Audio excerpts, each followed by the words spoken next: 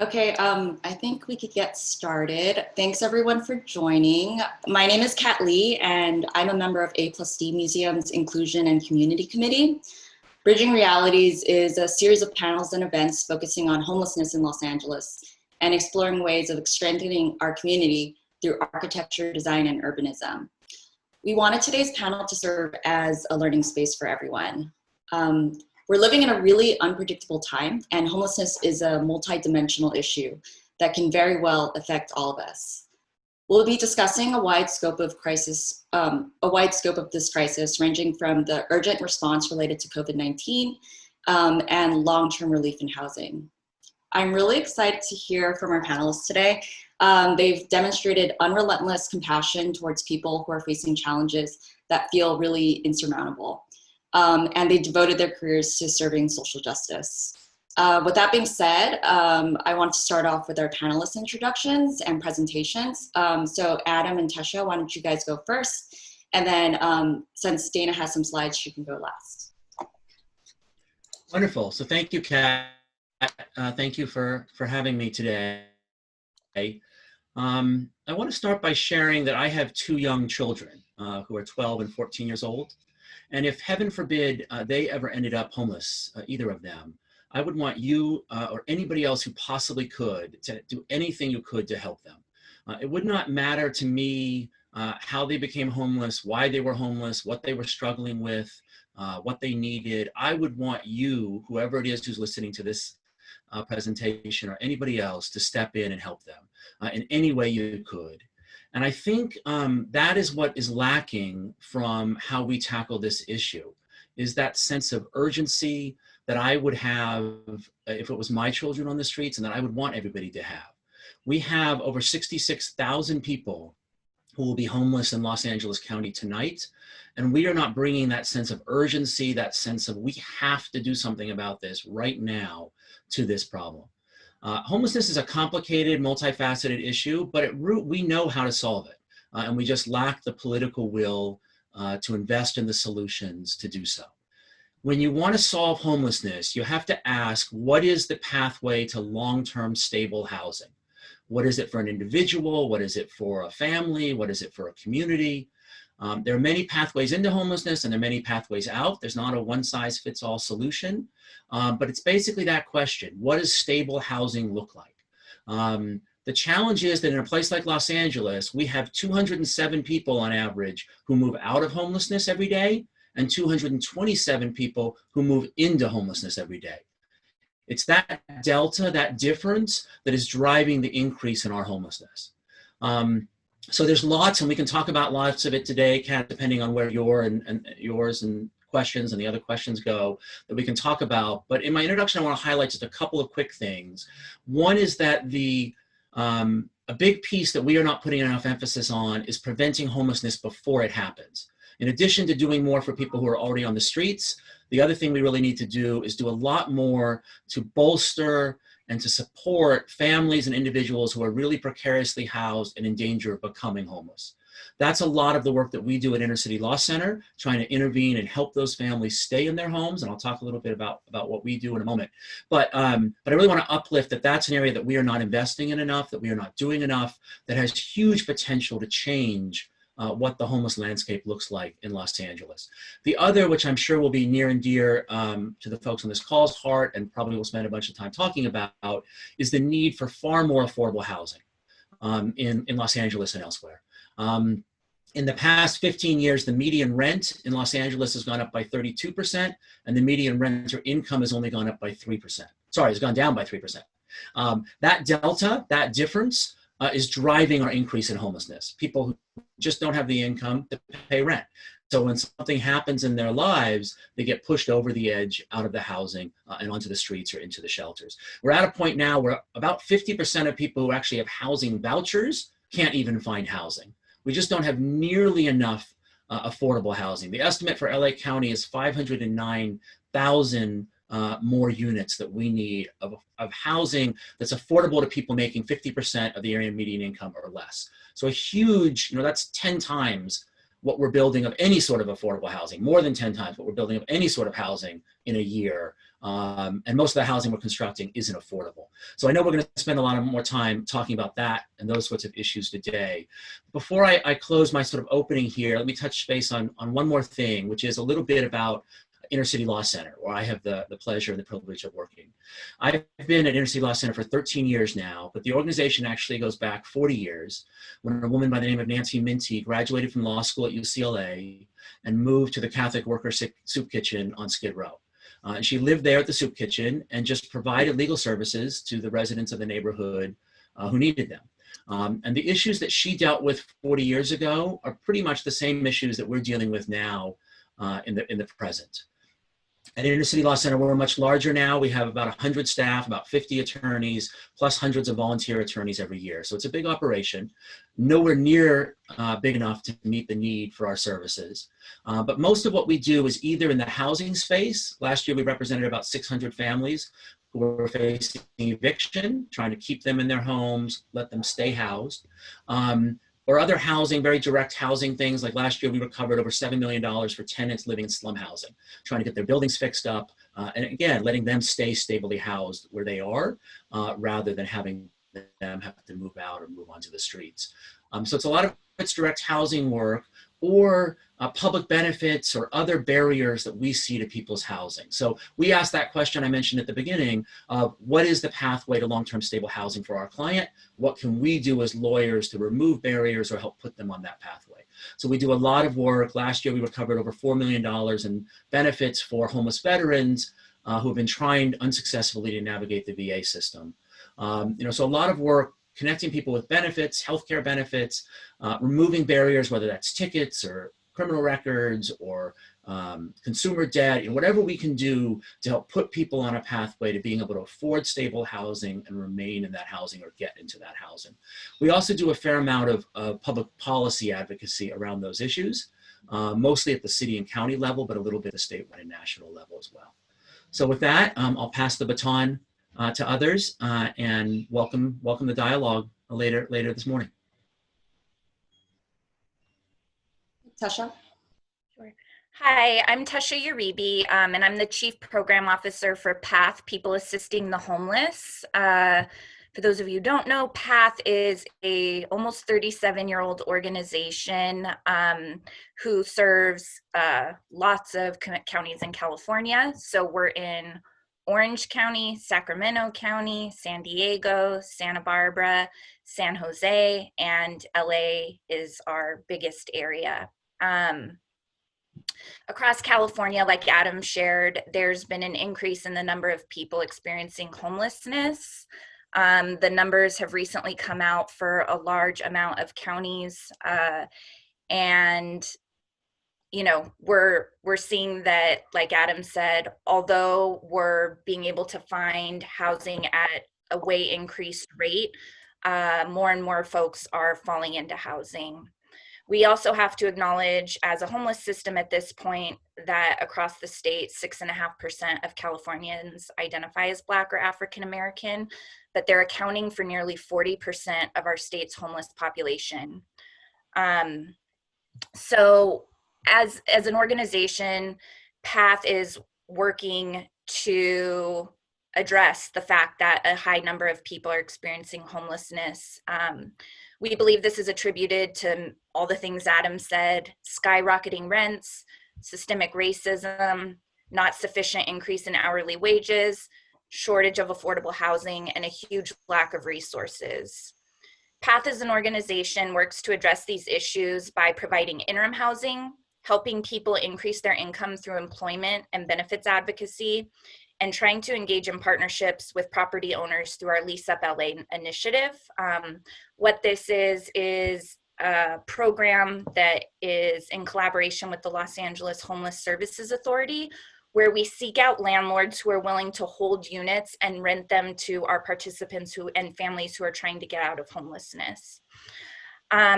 So we're really excited to be here today representing PATH. I'd also like to share that I think since the COVID-19 started, our lives have not slowed down. It's really kind of comical to listen to people who are isolated and, stuck at home, because our world has just gone in total chaos, which I think speaks to the issue of if you have housing, if you have resources, if you have shelters, people will move into them. And the reason I say that is within the last, gosh, where are we? Every day is the same. Maybe within the last 3 months, LA County has set up about 15 Project Roomkey sites, which are hotels designated for individuals experiencing homelessness who are 65 and older or have underlying health conditions, and this allows them the opportunity to self-isolate, as well as they've converted park and rec sites to shelters. I think there's a general myth that I've heard within communities that folks are on the street because they want to be, because they don't want shelter, and this has clearly shown that that's not true. We have a team that rides the metro and does outreach along the different metro lines. They filled up an entire park and rec site in one day. As soon as it opened, they brought hundreds of folks to that site who were like, yes, there's shelter, let me get in.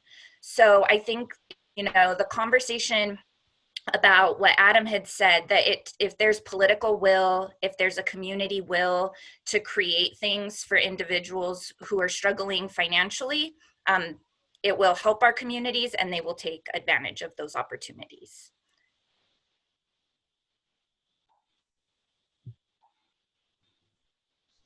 I guess I'm next. Yeah. Hi, everyone. I'm Dana McKinney. I'm an architect and urban planner at Gary Partners. I'm going to now share with you 2 projects that I've worked on. One is a current project, which is the LA River Master Plan. Another is a speculative project I did as a thesis in my graduate work.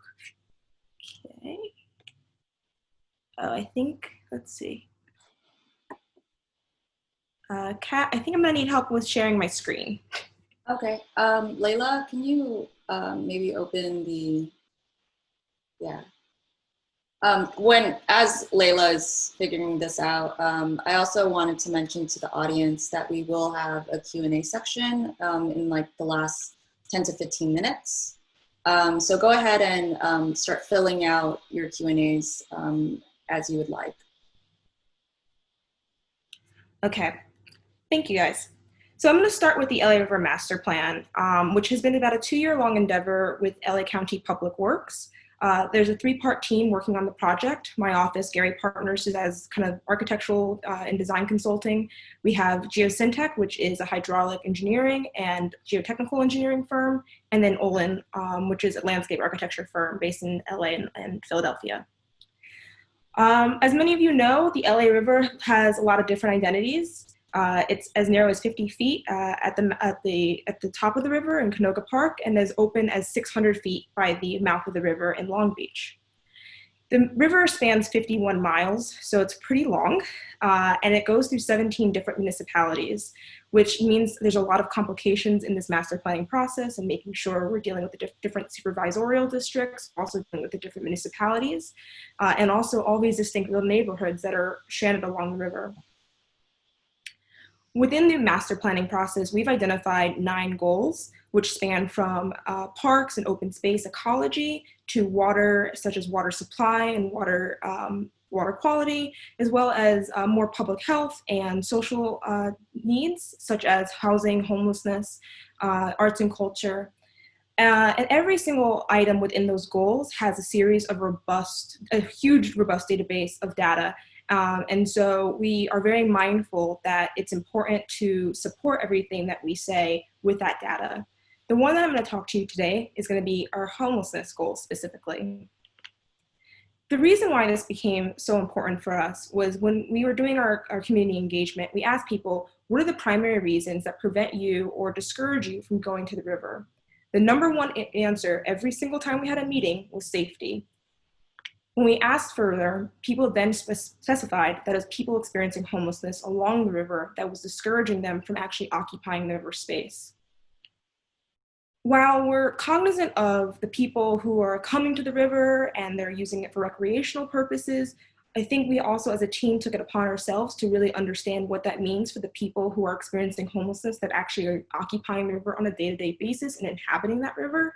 And so we now know with last year, or this current year's homelessness count, there were more than 66,000 people, but within the LA River, within a mile of the LA River itself, there's over 9,000. The people that live in the river and occupy the river or basically follow images like this. This leads to a lot of concerns of their sanitation, their health, especially for those who are actually using the water for personal sanitation reasons. And so it brought up a lot of ideas about how we can directly affect change for those people who are experiencing that space currently, and then also looking into long-term solutions. So the master plan project is never just one step solution. It's a huge litany of proposals and suggestions and recommendations. And so these are just the ones that we've outlined for homelessness on the ongoing basis of outreach, looking at low barrier navigation centers where people can enter the coordinated entry system and get paired with resources, looking at temporary sanitation facilities such as porta potties or shower trucks and buses, but then also looking at more long-term permanent hygiene facilities, interim motel conversion, as well as interim housing when you're converting temporarily with master leases, existing facilities for maybe a 10 or 15-year period for temporary shelter. Also looking at temporary supportive shelter, so looking at actually erecting short-term buildings for 5-10 years to give people a place to live, and then kind of the best practice of really investing in permanent supportive housing along the river. We recognize that that is our long-term goal, but due to the acquisition of land and the actual cost to develop, that's something that's going to be more long-term. For the purposes of this, I just want to talk to you a little bit about the public hygiene facilities. So within the river as a whole, we've actually developed a series of pavilions. We're calling them the river pavilions, and they're different tiers and shapes. The smallest ones are shade structures, and they just have an awning, seating, a water fountain. They're very simple. But the larger two, tier 2 and tier 3, actually offer sanitation facilities. So in the smaller ones, just restrooms, mostly single occupancy, also mother's rooms and family restrooms. And in the larger ones, locker rooms that can have lockers for people to store things temporarily, showering facilities, restrooms. These are facilities we imagine that would actually have ongoing maintenance. And so people who can actually be there to help clean, to make sure that they're not being overly occupied, and make sure that it's useful for both populations of the people who are homeless living within the river shed, and then also the broader population who are coming in and using these as amenities. So when you aggregate them, you can cut all the really small ones up to really large ones that almost focus as community centers along the river. So I'm just going to show you a few examples of what these could look like. By no means are these going to be the exact same thing along the river. There's a lot of opportunity for design and idea generation, but this is a smaller sanitation one. So it would just be maybe 2 or 3 single room occupancy hygiene facilities where you have a hand washing station or toilet. But the real gist of this is that everybody has to use the restroom, and we should normalize that as designers and make sure that everybody feels like it's a comfortable space to do so, and that you don't have to walk 5 miles to go home to use the bathroom and come back out. So we want to have these strung along the entire river. And this is what it could look like if you rendered it out. Here is a larger pavilion. So the thing about the gathering pavilions that's so nice is that they can offer cafes, they could have first aid stations, they could also have low barrier navigation systems, stations within them, so that people can reach out to those different resources and have those resources along the entire length of the river. And this is what it could look like. Let's see, why is that not loading? Okay, sorry, this is a slow one to load, but this is a map that basically outlines all the different locations that we're hoping to actually identify a public hygiene facility along the entire length of the river. So there are going to be hundreds of them. And the idea is that it's not just for people experiencing homelessness, but also the broader community at large. We recognize there are already a few of these stations existing, but they're not enough, and they aren't to the cadence at which people actually need to use a restroom or a shower for that matter. So we have that.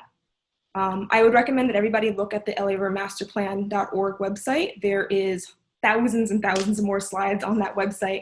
And this is just a short snippet of what we're doing for homelessness there.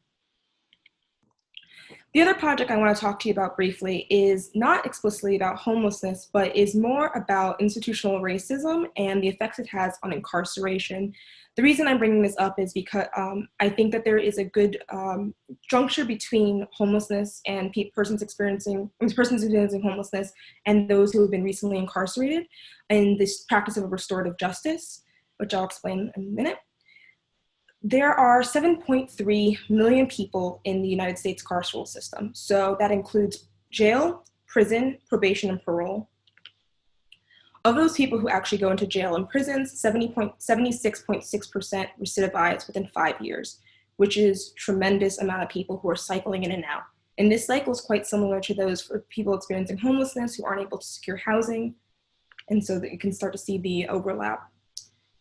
With the project, I basically tried to create an urban design proposal looking at how you can integrate spaces of restorative justice within a framework of other programs to create a space that is about rehabilitation as well as love.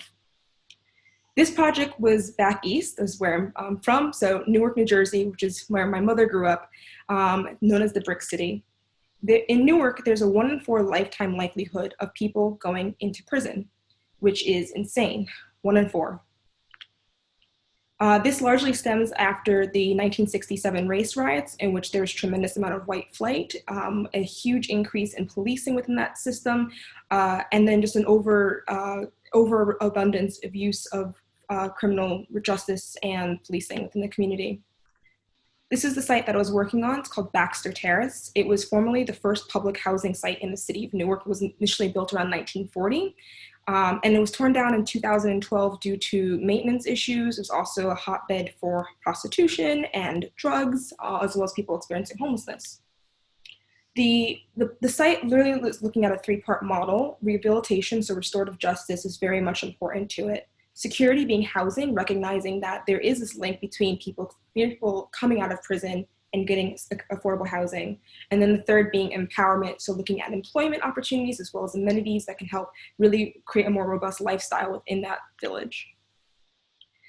This is a site plan. I don't expect most of you to, it's a little technical, but so looking at this facility, on the ground floor, there's retail facilities as well as services, and mental health services, drug rehabilitation services. Above, you would have residential spaces, so family units, co-living units, multi-generational units. And on the inside of these spaces, you start to have pockets of community programming, such as an amphitheater or basketball courts. And then within these courtyards, you start to have restorative justice spaces that are uniquely there for the residents of the community.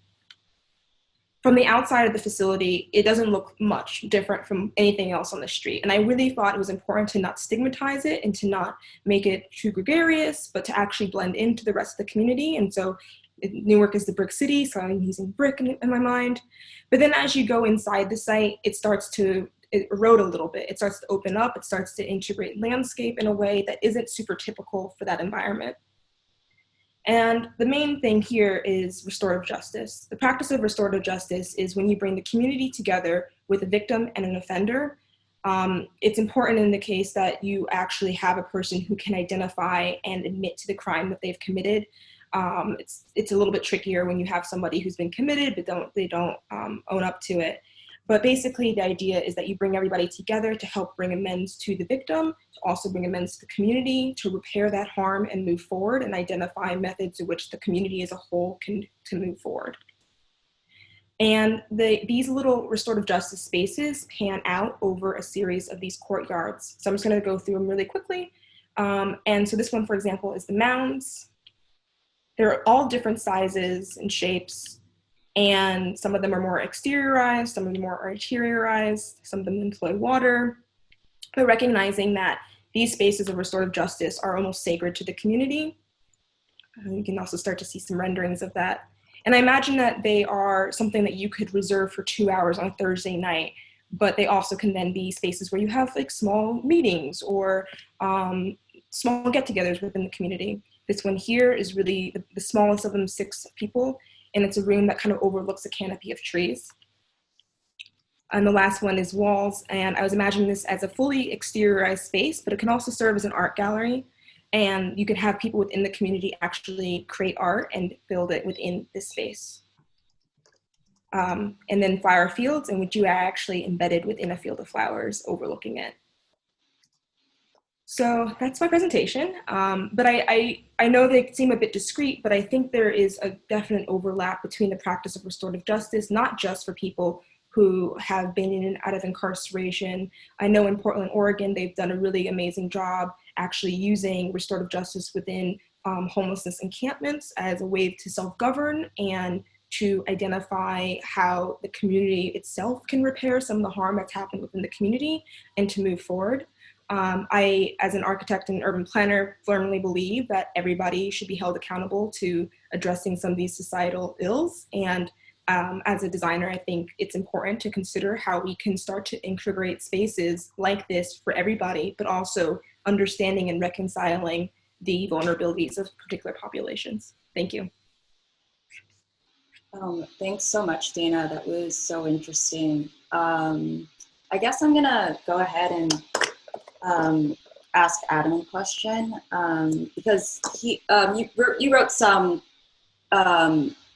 op-ed pieces on LA Times and other publications that circulate through Los Angeles, and I thought they were pretty interesting. I know you have an economics background in addition to your JD background, and you had written in one of your opinion pieces how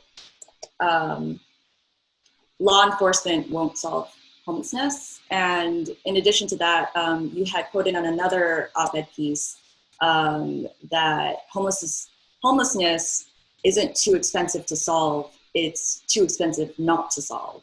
Can you elaborate a little more with what you're with that argument? Sure. So hopefully people can tell from my opening that I don't come to solving homelessness from a economics standpoint. You know, I'm not trying to solve it because it's expensive. I'm trying to solve it because I think it's a moral issue, and it speaks a lot to who we are as human beings and who we are as a city, that we allow this to happen. And it's not who I want to be or who I want us to be. Having said that, anytime that you can align, fiscal realities or fiscal opportunities with moral issues, it's much more powerful from a public policy standpoint. You know, elected officials, folks who are making policy have all sorts of pressures on them. And people who are weighing in on public policy have all sorts of things that they're considering. And when the morality of the situation and the economics of the situation align, it can be a very powerful alignment that enables public policy to happen on a greater scale. So probably the point I was making was that there are lots of ways in which the way we treat homelessness right now is incredibly expensive. And there are much better public policy decisions that are not only more humane, but are also cheaper. The people who are on our streets for long periods of time have incredible health issues. You are 10 times more likely to die if you are living on the streets than if you are housed. The average woman who spends a year on the streets will experience more violence in that year than the average American woman will in her lifetime. We have an average of 3 people who die on our streets every day in LA County. It's just incredibly tough on your health and on your physical and mental well-being to be homeless. And those folks are getting their health care overwhelmingly through our emergency rooms. There's a statistic that's a few years old now, but that really resonates with me, and it's probably the same or more or less the same today, which is that in a 1-year period in downtown LA, the fire department made over 2,200 ambulance visits to 40 individuals and took them to the emergency room. That's almost an ambulance visit every week for those 40 folks. I don't actually know that those 40 folks were homeless, but I'd be willing to bet that all or almost all of them were. And it would be far cheaper, and every study that's looked at this has found that it would be far cheaper, especially for the folks who have the most serious health issues, to put those folks in housing, even permanent supportive housing, which requires a robust investment in services as well as housing, than it is to have them on the streets getting their medical care through our emergency rooms, cycling in and out of jails, cycling in and out of shelters. It's an incredibly expensive system that we've allowed to develop as it is. And there are solutions that are not only much more humane, but that are cheaper. And even scaling up those solutions, at worst, it's a wash in terms of, even if you scale them up hugely for tens of thousands of people, the studies still show you're not going to spend more money than we're currently spending. So a lot of what we're lacking in the homelessness space is a will to really think creatively about how we redirect resources from how we're currently spending them by default into a much more productive and more humane way. And I think your policing question, which actually in some ways is different, actually fits into that. Because right now, when you encounter someone who's homeless on the street, or they're in front of your business in some way that's disruptive, or whatever it is that you're dealing with, you don't have a lot of people to call. And a lot of those calls go to the police, and the police come out, and they're our front lines. They're who's going out and dealing with someone who's having a mental health episode on the streets. Somebody who's just somebody else is irritated with, who's on the streets. I mean, they're the ones who are out there doing that.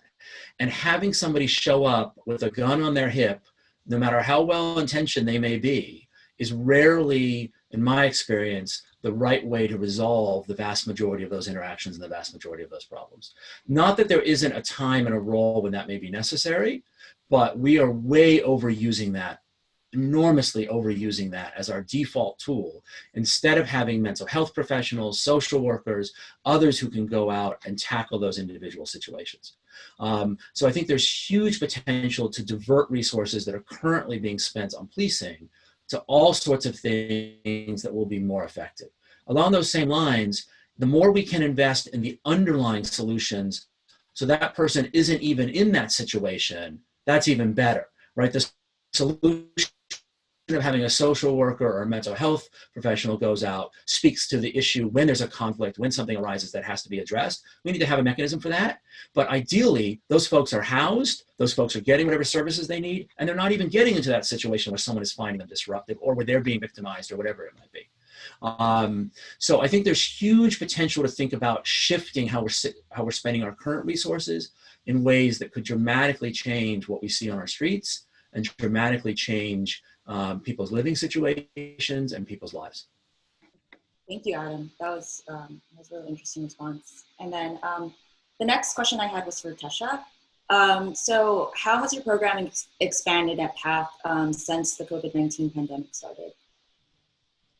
Sure. So we have, well, since the COVID pandemic started, our ability to assist individuals with finding permanent homes has not slowed down. So since the pandemic has started, PATH has actually helped almost 600 people find permanent homes, and we have sheltered thousands. So PATH is currently operating an interim and quarantine site where that's designed for individuals experiencing homelessness who have tested positive for coronavirus. And so we work along with the Department of Public Health and the Department of Health Services to provide those guests with medical care that they may need, and as well as like a discharge plan of what's going to happen after they are cleared. We also are operating 2 Project Room Key sites along with other providers in the community. I think there's a total of 15.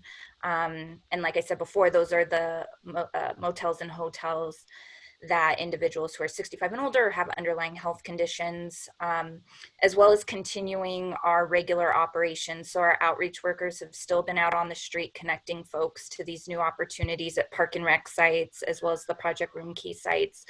We've been working with the Department of Public Health and Department of Health Services to provide testing for individuals on the streets and providing education.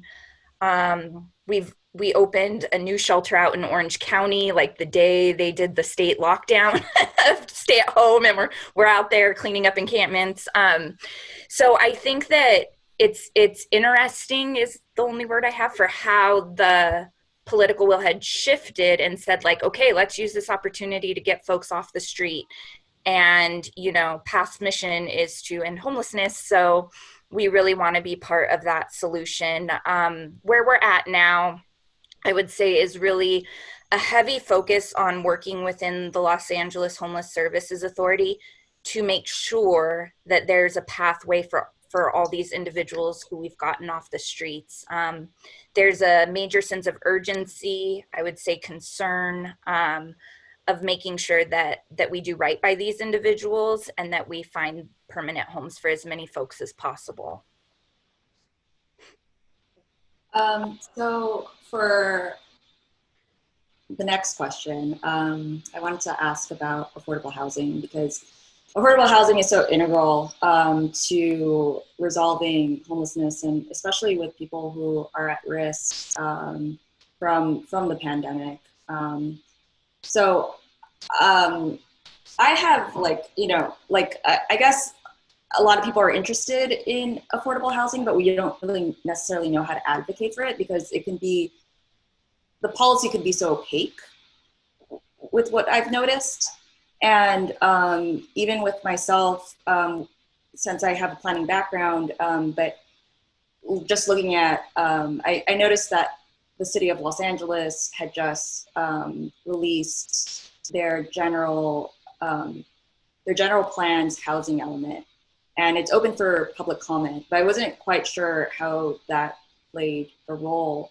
So that's sort of an aside, but my question for Dana and for Adam is how can our audience organize and advocate for more affordable housing in the city, or I guess even the county if you have some information on that, and what emerging policy trends, whether that be land trusts or land banks, or I know before the pandemic, there was a lot of discussion about tiny homes, which sounds kind of impossible during quarantine, or even just abolishing existing policy because they might be inefficient or bureaucratic, or even using existing policies that we can use. I was just curious what you guys thought and how we can increase housing supply. Great. I mean, I can start with a little bit of what we're doing within our plan and also efforts I've been looking at more broadly. But I think one thing that I would really recommend for everybody to look more into are community land trusts as well as land banking. I think a lot of times within the county and within the country at large, when there's an affordable housing shortage, that the issue is that there isn't enough land that is being withheld for future development to actually build upon later as affordable housing. And what happens when a lot of the projects that our offices are doing, or a lot of the other publicly facing projects throughout the county, is that as soon as the shovel hits the ground, you start seeing a rise in property values around it. But even before that, there's a significant increase. As long as a public project is announced, you see a significant increase in the rise of cost of properties. And so for us, one of the things we're really trying to advocate for is the notion of land banking, in which a public agency can actually start to acquire the land and then basically allow affordable housing developers, as the projects are being developed, to develop their own affordable housing project alongside of it. Reconciling that is going to increase property values. Another thing that we also are really looking into, though, are sort of lower grade policies such as rent control, which the city of LA has, but if you look at all the different cities in LA County, a lot of the smaller cities have very, very weak housing policies. And so if you don't live in the city of LA proper, I would definitely employ you to reach out to your local politicians and talk to them about what those policies look like. It could be inclusionary housing, in which you say that if a developer is building 100 units of market rate residential development, they have to at least do 15% or 15 units as affordable housing, or a housing bonus in which non-housing developers are actually giving money into either a fund or developing affordable housing themselves. But I think it takes a lot of engagement from community members to help push on that idea. Adam? So I have a couple thoughts on that, Kat, but if I can, I want to comment on a couple things that Tessia said just real quickly, because they jumped out to me. One is the reference to Project Room Key, which I think is something that people should really be aware of, and it's come in a little bit of heat recently in the press for not being brought to scale as much as we would like it to be brought to scale. But it's an incredibly important program because it's targeted the most vulnerable people on the streets in the midst of this COVID crisis and moved them into hotels. And I think Tessia's spot on when the challenge we've got now is how do we make sure that those folks transition out of those hotels into housing when this program ends and not out of those hotels back onto the streets. So it is some of our most vulnerable folks, and they are a captive audience to some degree right at the moment, and there's some attention on them, and groups like PATH are working with them. We've just engaged with a number of our legal services partners to provide some legal services for folks in those hotels to figure out what the legal barriers are. But a lot of stuff needs to be done because the vast majority of those folks ought to transition back into housing, not back onto the streets. So I just want to lift that up. And then the other one of the things she mentioned was you made reference to the huge racial disparity within who's homeless in California. And that's true in Los Angeles as well, in particular, where 34% of folks who are experiencing homelessness in Los Angeles are African-American or Black, even though only 8% of the county population is. That problem is only going to get worse in the direction that we're headed. 47% of Black households in Los Angeles are extremely rent burdened, meaning that this is before COVID, meaning that they spend 50% or more of their income on rent. That's a huge indicator of likelihood or possibility of homelessness when you're spending that much of your income on rent every month, because when something goes wrong, there's no cushion. A recent survey that I just saw shows 46% of Black households, 46% of Black households in Los Angeles County are highly confident that they can pay their rent in July. That means 54% of Black households in Los Angeles are not highly confident that they can pay July's rent. Wow. So we just have a huge potential influx coming. And this doesn't obviously just apply to Black households, it applies to lots of folks, but it is disproportionately Black households.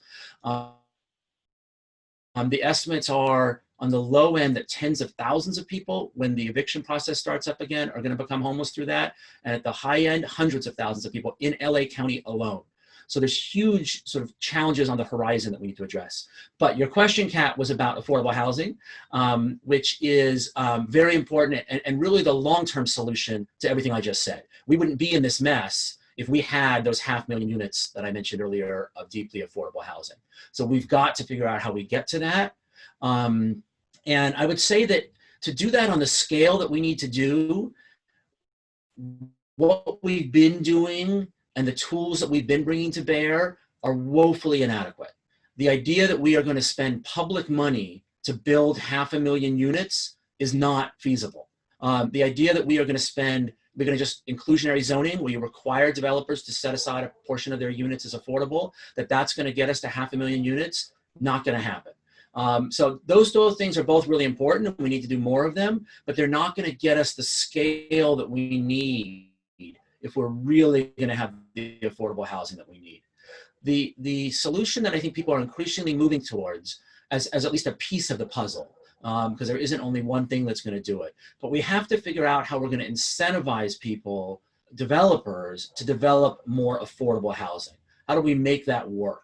How do we bring down the cost of that housing? Dana's talking about some of the ways you can do that on the land side, which I think are really crucial. You know, that's for a lot of projects about a quarter of the cost.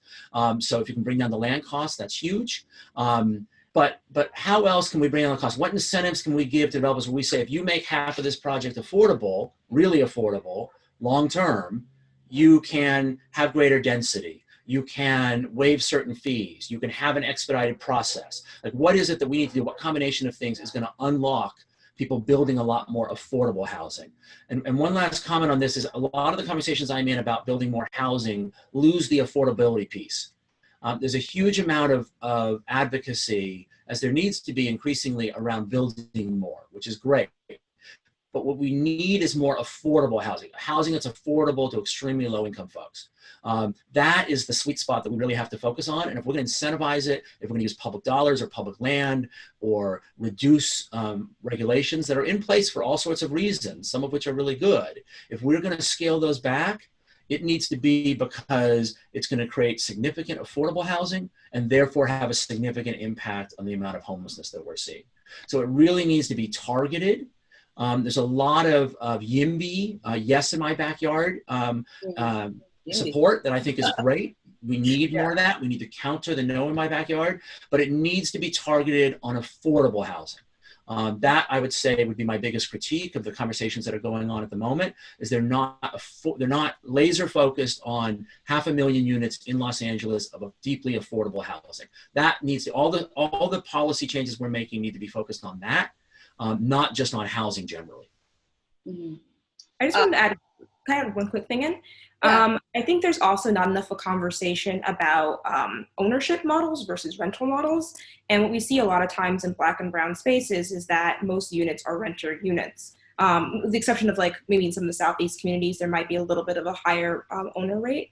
But I think that there isn't enough equity building within Black and brown spaces, and that there are affordable owned units out there, but they're very few and far between based off of the incentives that the government or local municipalities are giving the developers. And even within the biggest scale, looking at HUD, those incentives are really limited. And so I think there needs to be a shift also in looking at more owner-occupied affordable units. There's a huge wealth gap. Sorry, Kat, that grabbed me because I completely agree. I think there's a huge wealth gap in Los Angeles. You know, $355,000 is the average wealth for a white household. $4,000 is the average wealth for a Black household in LA County. Huge difference, right? And that plays into homelessness because if you don't have that cushion, if your family, if your community doesn't have that cushion, you're much more likely to fall into homelessness when something goes wrong. And a huge piece of that is homeownership. Like that's where most families hold their wealth. So it's a hugely important point.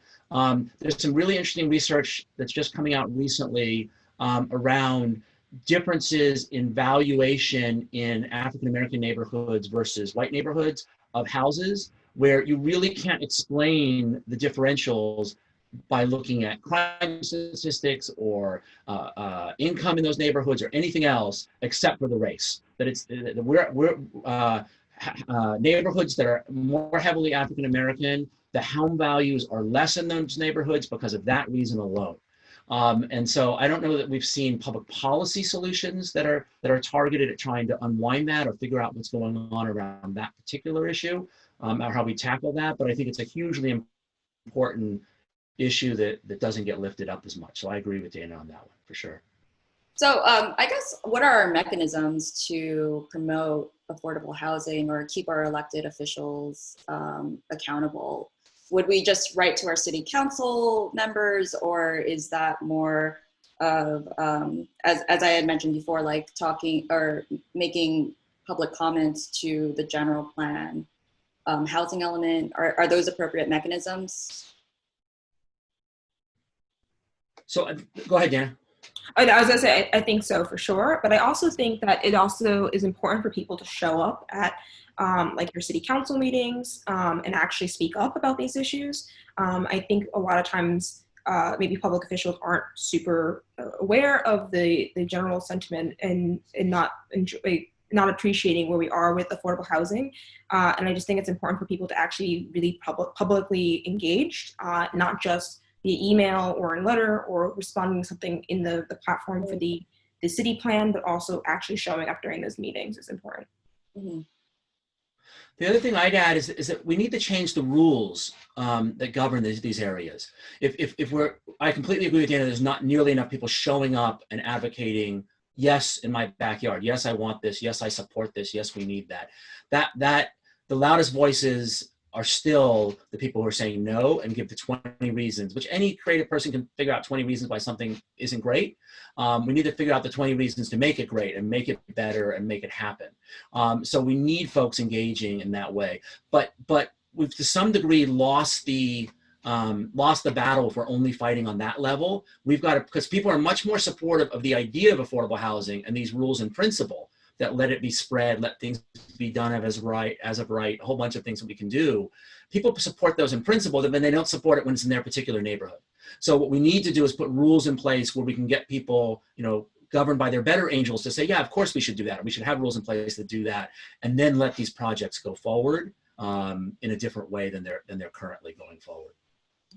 Great, thank you so much for your insight on those. I think we're done with the panel. We're at 12:50 right now. So we're gonna open the panel to questions. Layla, our deputy director, will be taking over and asking these questions. Hi, yeah, thank you guys. That was an amazing panel. I've taken so many notes, it's a little ridiculous. So I guess our first question is from Craig, and it's directed at Adam. said that you mentioned we all know the pathway to essentially ending homelessness. And it's just asking if you could just outline the major ideas to that end. Yeah, if I said, which I probably did, if Craig says that, I shouldn't say we all know that, because I don't think everybody knows that, but people do know. And essentially what it boils down to for almost everybody is some combination of assistance with housing and assistance with other things. And some people need a whole lot of both. You know, people who are experiencing chronic homelessness, it's about 25,000 of the 66,000 who are homeless on any given night who are chronically homeless. Those folks need what's called permanent supportive housing, where it's, and PATH does a ton of this, so Tessia, you can weigh in on this too, but probably better than I can, I'll just be general. It's housing that has supportive services with it, and it's long-term, it's permanent housing. Someone moves in there, they get whatever they need, they get job training, they get mental health treatment, they get whatever it is that they need right there on site, and the housing is permanent and long-term. So we need that for folks who are chronically homeless. That's a lot of services and a lot of housing. Some people just need a little help paying their rent. They just need help with the housing. Other people just need help with job training, or maybe they're having an addiction issue, or whatever it is. But it could be the services, it could be the housing. It's an individualized determination of what is the pathway for this family, what is the pathway for this individual, what do they need. But it's almost always a combination of housing resources and other social service resources. And the challenge is that we don't have enough of either one. We don't have enough housing, so we know they need housing. We know they need a rental subsidy to stay in their home, and we don't have it. We just can't give it to them because we don't have it. And the same thing on the services side. There's not a, so we know, and we have a lot of organizations like PATH and others that are very good on the ground of meeting with people, figuring out where they are, figuring out what they need, and helping them move forward. But they don't have enough resources to do it on the scale that we need to do it. Tessia, did you want to weigh in on that and talk a little bit about the differentiation? Sure, I think Adam, you described it perfectly. I don't really need to add more about the permanent supportive housing. Those are all the resources. So part of with folks that are chronically homeless or who have been on the street for a significant amount of time, it takes a little bit extra to help them readjust into living inside and acclimating to, life, paying bills, doing laundry, making food, etc. I think it's also important to note, Dana was talking about restrooms in our shelters and in our permanent supportive housing, having folks reacclimate to using a restroom, like they're used to having nothing, a lot of these people. So there's that group, but the majority that we're seeing at this point, the largest percentage, are people that could be successful in their homes. They may need to get back into the workforce. They may need kind of a little reset button, a little bit of financial boost, maybe a year of a case manager helping them out, and then they'll take it and run. A big push right now is also for people to be able to do bifurcated leases, which is where you would have a 2-bedroom apartment and each tenant could have their own lease with the landlord so that people are able to better afford rents. So we're exploring all kinds of options that way. But in reality, it really is just the lack of housing that we have available to folks. Thank you both so much. Our next question is from Clara. How can we promote or convince residents that are planning to add an ADU or have a Grange conversion into helping homeless, perhaps using Section 8? I guess, Dana, do you want to take that one? Yeah, I think that the ADU is really good for the people who literally are the you in my backyard. And if you have the land, I know that there's been some pushback with ADU stands for accessory dwelling unit. And basically you would build a tiny home or basically a guest house in your backyard that someone who's kind of entering out of homelessness can come and live with you. The issue being that there's a lot of pushback that it's only for one person. It's only going to affect one person. And the cost to only build an ADU is anywhere from $75,000 maybe to $150,000. I know that the county had done a program, I think it was 2018 they started, where they were piloting actually providing funding to individuals who want to build ADUs. And I think they were giving a $75,000 voucher basically to actually conduct that. But again, you start looking at other models of permanent supportive housing or even interim models and looking at the cost per individual, and ADUs tend to be quite expensive. But that doesn't mean that if you're a well-meaning person and you want to personally help somebody that you shouldn't actually engage in that. Like I would love to, but I live in a condo, like in an apartment, so I don't actually have space to do that. But if you have a backyard and are able to, I really employ people to do so.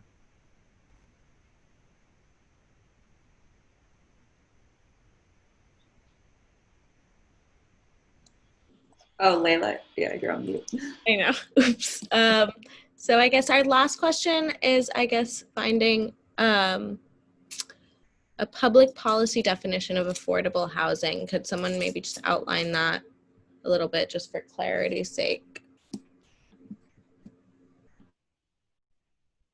I can jump in there unless somebody else wants to do that. So affordable housing is usually tied to an income standard. So, for example, the $509,000 figure, 509,000 unit figure that I gave of how many units of affordable housing are needed in Los Angeles, that assumes that those units would be affordable to somebody making 50% of the area median income or less. And that they're only going to spend 30% of their income on rent. So what it is you figure out who you're targeting, what their income is, you take 30% of that, the rent has to be at that level to be affordable to that group of folks. So, so one of the challenges is that the lower you make those rents, the harder it is for that project to pencil out for the people, whether it's a nonprofit developer or a for-profit developer. So one thing I would just say for this group, and I don't know entirely who's all on this, who's listening, but to the extent it's people working in the development or the architectural space, one of the things we need is ways to pull down the costs of housing. And affordable housing in particular. How do we build more cheaply in a way that's still safe and sanitary and healthy, and they still got to be decent places. Like I love, in your presentation when it was a beautiful place, and we still need that. But there's ways to do that and have it be cheaper as well. And there's probably people listening to this presentation who have better ways of doing that than I certainly do. But things we can do to push down the costs. And that would then enable us to build more that's more affordable. I think that's a huge area. I know there was a question about shipping containers. Generally speaking, that doesn't seem to have panned out from the people I've talked to end up being significantly cheaper, but I don't think we figured this out yet. So I think people need to keep looking and keep experimenting and keep playing creatively with how can we bring down the costs and build units that survive for a long time, are healthy places to live, but do it to scale in a way that's much more affordable.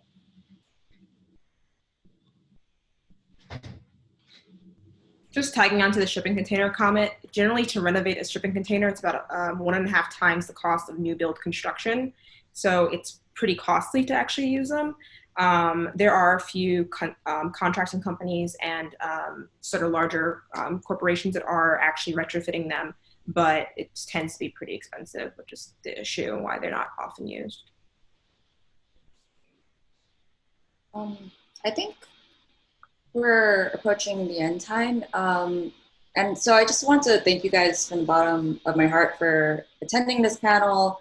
The panel, it was really enriching. And I'd also like to thank the audience as well for just really, it just feels, for me, it feels very hopeful when, people collectively get together to serve a purpose that's bigger than themselves.